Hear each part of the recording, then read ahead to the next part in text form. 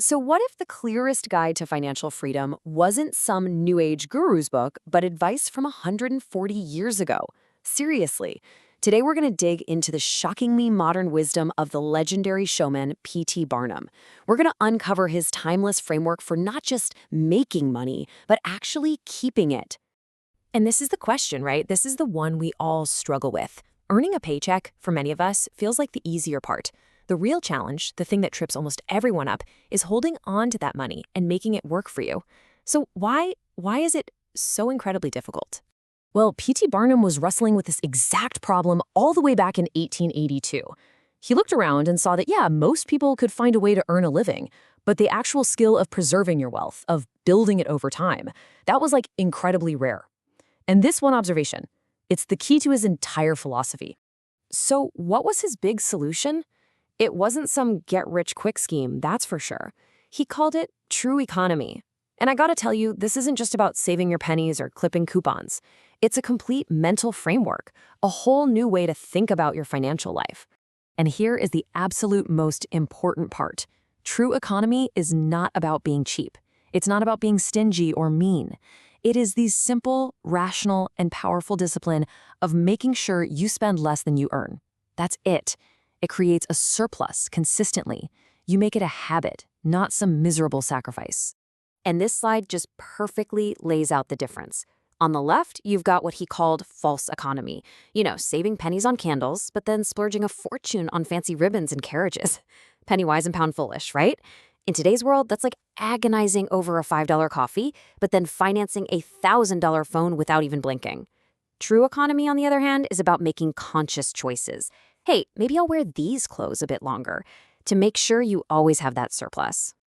Okay, so to actually achieve this, Barnum's framework starts with the most important part, and honestly, the hardest part for most of us.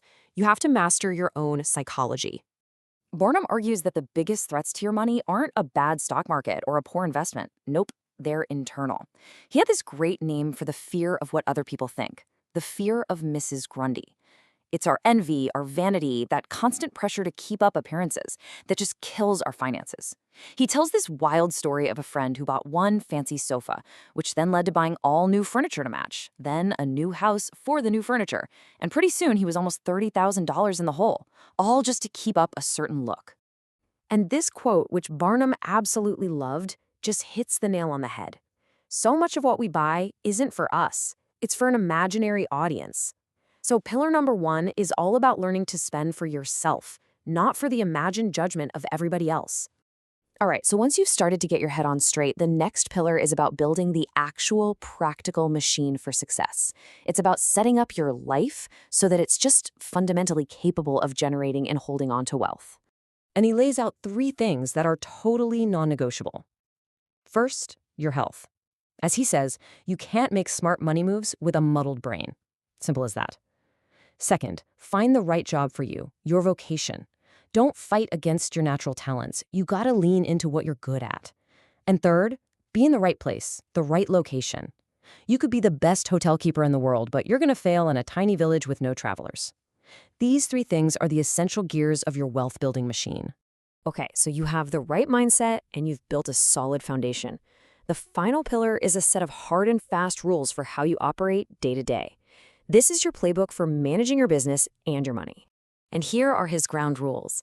First, avoid debt like the plague. He called it working for a dead horse. I love that. Next, persevere. Once you know you're on the right path, you just keep going. Use the best tools you can, especially what he called living tools, which means great employees. And you have to depend on yourself, your own efforts. Nobody is going to care about your money as much as you do. Plan carefully, but when it's time to act, act with boldness. And this one is huge. Stick to the business you actually understand. Don't get distracted by shiny objects you know nothing about. Okay, so that's the whole framework. It's a lot, I know. But how do you actually put true economy into practice, like right now? Well, Barnum gives us one incredibly simple but really powerful first step to take. He said to take a piece of paper or, a spreadsheet today, and for 1 month, log every single thing you spend money on. You divide that page into 2 columns, necessaries or even comforts on one side and luxuries on the other. And his prediction? I think it's still dead on. You will be absolutely floored to see that the luxury column is probably double, triple, maybe even 10 times bigger than you ever imagined. But here's the thing, and this is so important. The point of this exercise is not to shame you. It's not about cutting out every single thing you enjoy. It's about one thing and one thing only: awareness. You can't practice true economy if you're lying to yourself about where your money is actually going. This is about seeing the truth, and once you see it, you can start making real, rational choices. And that really brings us to the final, and I think the most powerful question Barnum leaves us with. In our world today, with social media and just endless comparison, is it possible to be a law unto yourself? Can you actually regulate your own life by your own means and define what success looks like on your own terms? I mean, that's it. That's the challenge. And it's also the incredible promise of true economy.